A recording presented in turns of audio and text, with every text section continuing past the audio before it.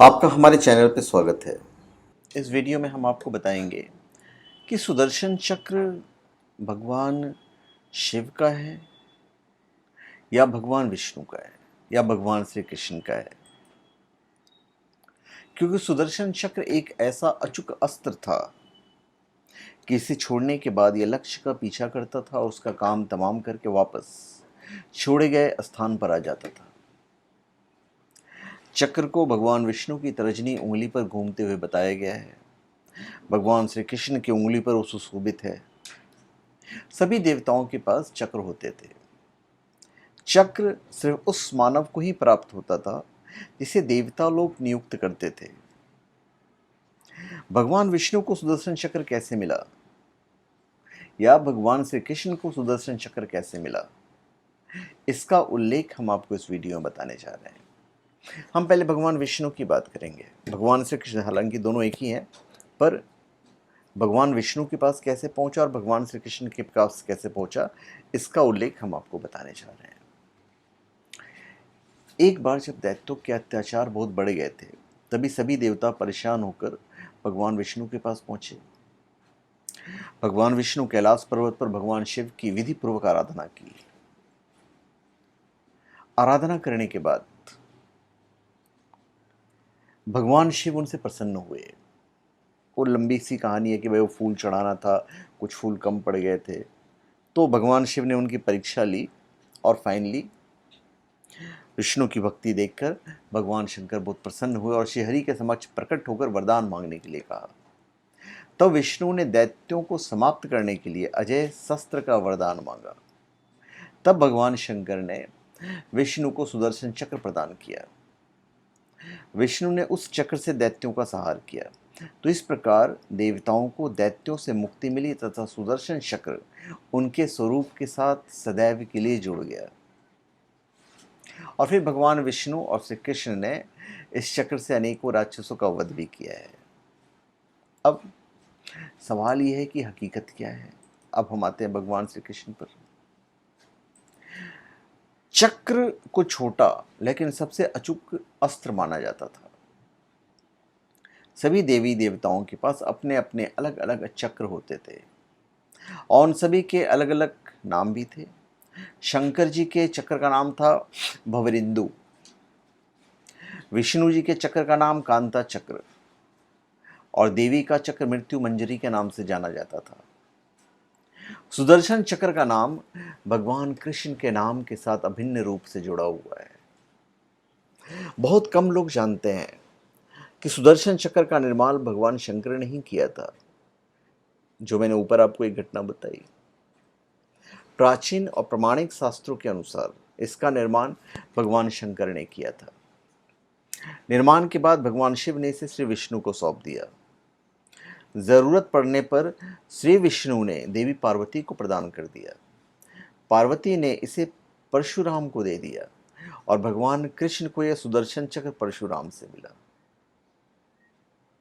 शिव का अस्त्र तो त्रिशूल है। तो भाई सभी अस्त्र शस्त्र जो हैं अपने अपने देवताओं के सबके पास हैं। अब हम आते हैं कि भाई श्री कृष्ण तक ये जो सुदर्शन चक्र है कैसे पहुंचा। इसकी अपनी एक कहानी है, वो मैं आपको बताने जा रहा हूँ। कहानी नहीं, जो हकीकत है कि भगवान परशुराम ने भगवान कृष्ण को कैसे दिया और भगवान श्री कृष्ण ने सुदर्शन चक्र का प्रयोग कब किया, वो घटना हम आपको बताते हैं और बड़ा ही इंटरेस्टिंग है जो मैं आपको बताने चाह रहा हूँ।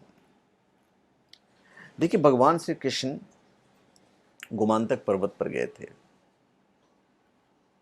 क्यों गए थे, उसका वजह था। उन्हें सुदर्शन चक्र चाहिए था। कंस को तो उन्होंने मार दिया था। कंस वध के बाद जरासंध, ये सारे जो राजा थे ये इनके पीछे पड़ गए, जो उनके अगेंस्ट में थे, और उसके कारण यादवों को प्रॉब्लम शुरू हो गया। तो भगवान श्री कृष्ण को मथुरा बहुत कम उम्र में छोड़ना पड़ गया था। दक्षिण में यादवों के 4 राज्य थे। पहले राज आदिपुरुष महाराजा यदु की, 4 नाग कन्याओं से प्राप्त 4 पुत्रों ने स्थापित किया था।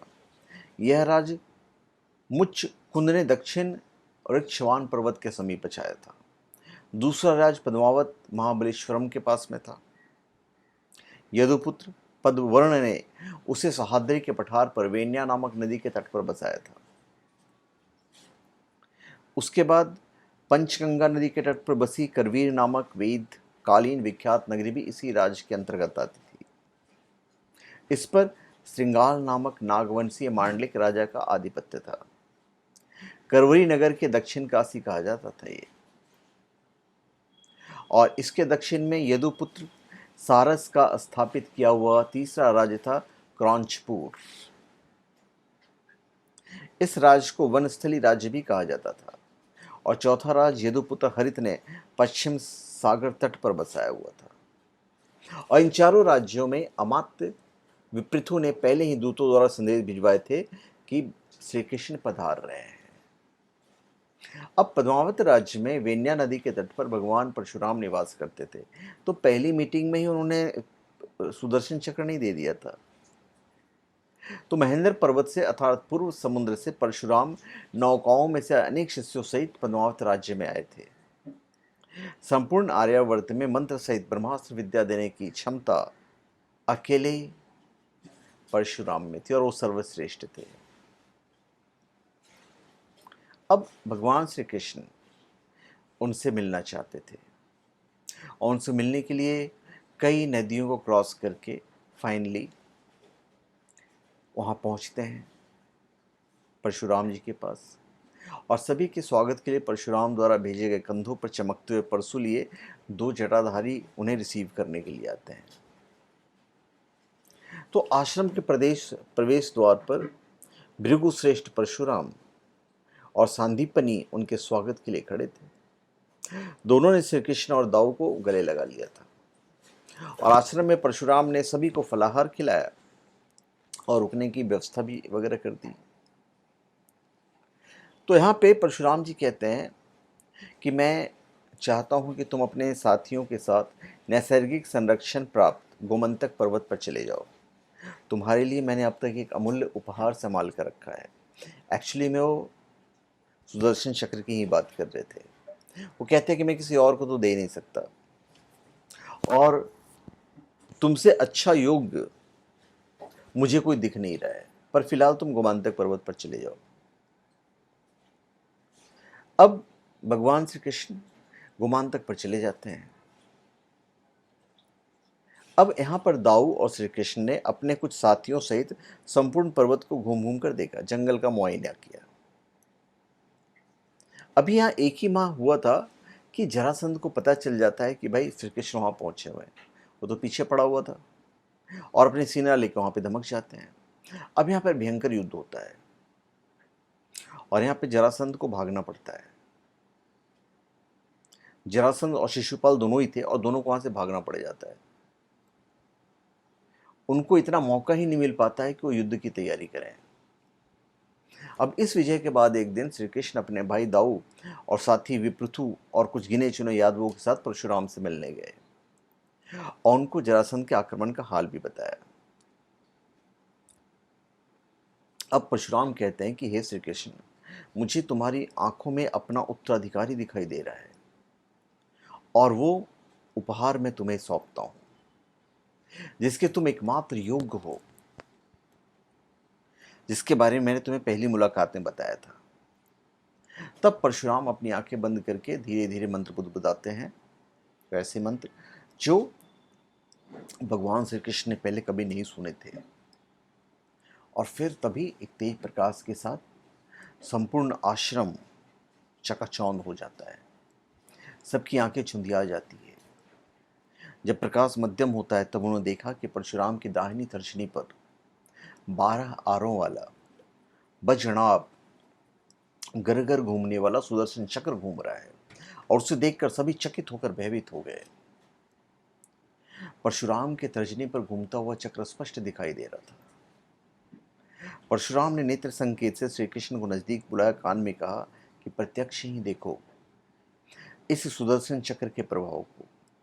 उन्हें मंत्र बुदबुदाते उस तेज चक्र को प्रक्षेपित कर दिया और वो तेज गति से वेन्या नदी को पार कर आंखों से ओझल हो गया। कुछ ही देर बाद वो पुनः लौटता हुआ दिखाई दिया और उसी वेग से लौटकर पुनः तर्जनी उंगली पर स्थिर हो गया। परशुराम ने पूछा, कुछ मंत्र बुदबुदाया और फिर जैसे प्रकट हुआ था वैसे ही लुप्त हो गया।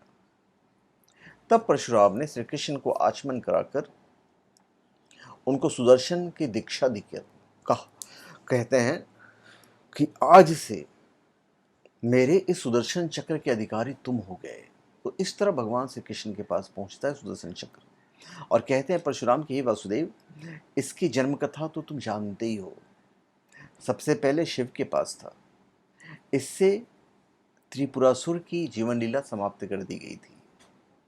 उसके बाद ये विष्णु, और जैसे विष्णु कहते हैं तो बोलते हैं कि ऐसा बोलकर परशुराम जी मुस्कुराते हैं, बोलते विष्णु क्या है, यह मैं तुम्हें क्या बताऊं वासुदेव श्री कृष्ण, तुम जानते ही हो। फिर बोलते हैं कि विष्णु के बाद यह चक्र अग्नि के पास था, अग्नि ने वरुण को दिया और वरुण से यह मुझे प्राप्त हुआ। तो हे वासुदेव, बलराम के हल से इस धरती में बीज बोने हैं और इस सुदर्शन चक्र से इस धरती की रक्षा करनी है तुम्हें, और इसकी जिम्मेदारी मैं तुम्हें दे रहा हूं। और इस तरह उनको सुदर्शन चक्र मिल जाता है।